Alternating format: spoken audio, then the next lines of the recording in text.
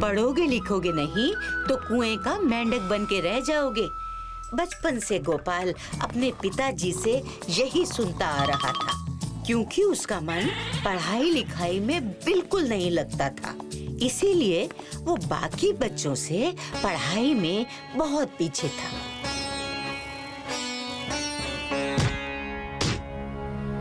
देखते देखते गोपाल बड़ा हो गया। उसके पिताजी ऊपर चले गए, उसकी शादी भी हो गई, पर उससे पढ़ाई नहीं हो पाई, जिसके कारण उसके पास कोई काम नहीं था और उनकी जिंदगी बहुत ही कठिनाइयों से गुजर रही थी। पूरा दिन सोते रहते हो, कुछ काम धाम करते नहीं।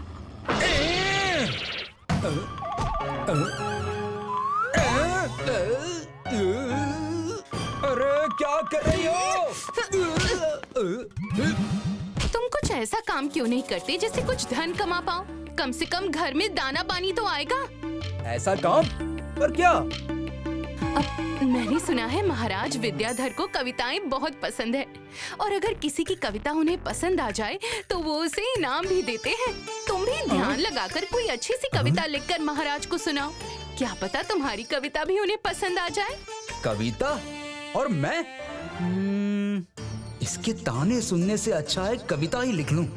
अब ठीक है, मैं कोशिश करूंगा।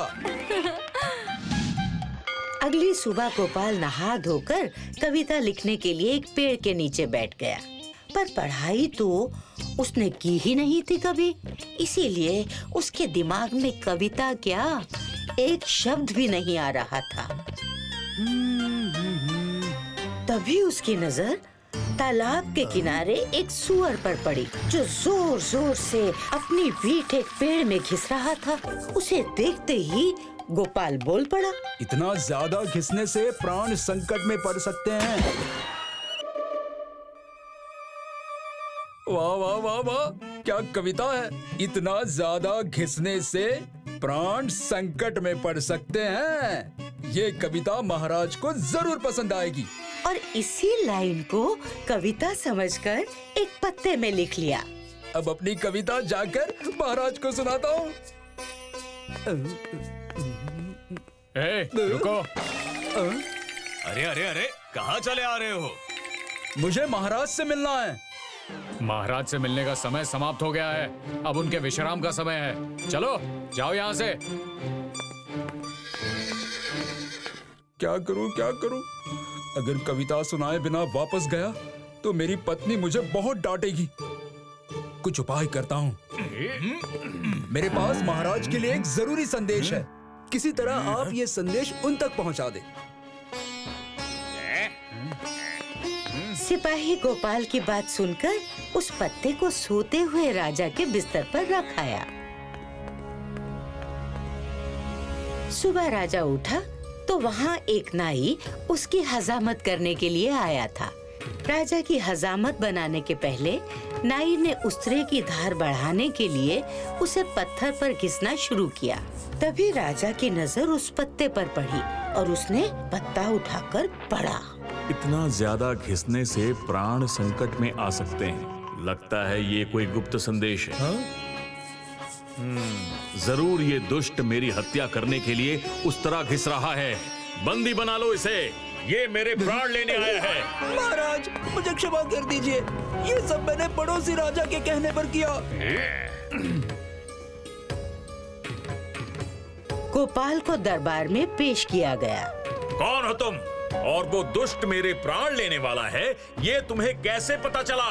वो महाराज, मैं जरूर तुम्हें ज्योतिष का गहरा ज्ञान है, इसीलिए तुम्हें सब कुछ पहले से ही पता चल गया था। मैं तुम्हें आज से इस दरबार का ज्योतिष घोषित करता हूँ। हाँ? गोपाल ने भी बिना कुछ सोचे समझे राजा की बात मान ली, लेकिन झूठ आज नहीं तो कल अपना रंग जरूर दिखाता है। कुछ दिन के बाद महारानी केतकी का सबसे कीमती और प्रिय हार किसी ने चोरी कर लिया।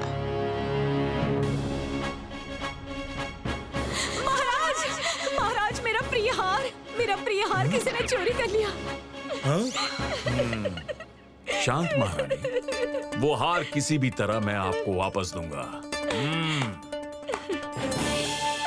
सिपाहियों, गोपाल को पेश किया जाए। महाराज, आपने मुझे बुलाया?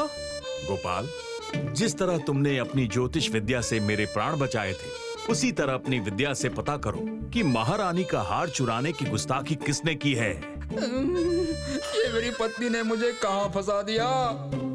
किस सोच में पड़ गए? महाराज, मेरी ज्योतिष विद्या बस एकांत में काम करती है। मैं अकेले में जाकर अपनी विद्या से हार का पता लगाता हूँ। गोपाल अपने ही जाल में फंस चुका था, क्योंकि उसे तो कोई ज्योतिष विद्या आती ही नहीं थी। वो एकांत में जाकर अपनी पत्नी को कोसने लगा, क्योंकि ये सब उसी के कारण तो हुआ था। तुम्हारे कारण आज तुम्हारा पति मुसीबत में है। अब उसे महाराज से कोई नहीं बचा सकता। महारानी की दासी गोपाल की बात सुनकर घबरा गई, क्योंकि उसने ही तो अपने पति के साथ मिलकर महारानी का हार चुराया था। हमें क्षमा कर दीजिए ज्योतिष महाराज, लालच में आकर हमने हार चुराया। हम आपको बताते हैं हार कहाँ है। बस महाराज को कुछ मत बताइएगा, वरना वो हमें प्राण दंड दे देंगे। ठीक है, इस बार माफ कर देता हूँ। जाओ और जाकर हार को महल के पीछे वाले पेड़ के नीचे रख दो।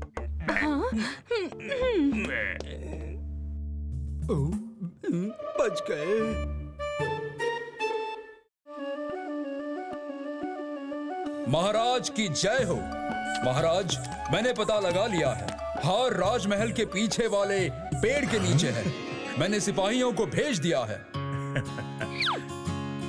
महाराज, गोपाल सही कह रहा है। ये रहा महारानी का हार। वाह गोपाल वाह, तुम्हारी ज्योतिष विद्या सच में अद्भुत है।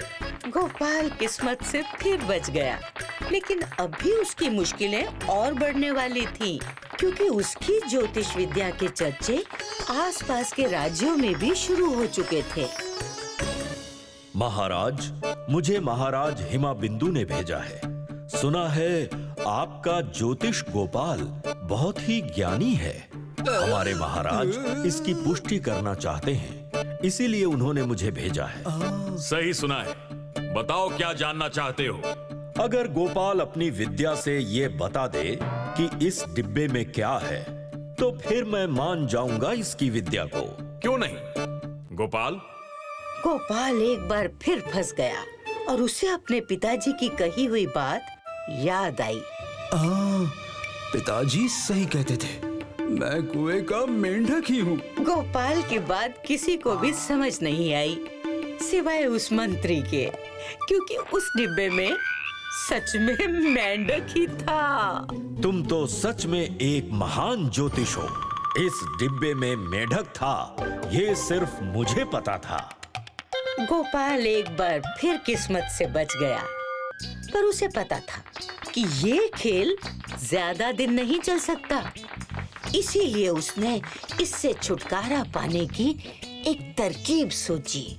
महाराज, मेरे पास अपनी ज्योतिष विद्या का इस्तेमाल करने के बस 3 मौके थे। मैंने अपने तीनों मौके आपकी सेवा में खर्च कर दिए हैं। इसलिए मेरी आपसे प्रार्थना है कि मुझे इस पद से हटा दिया जाए। अब मैं एक साधारण जीवन जीना चाहता हूँ।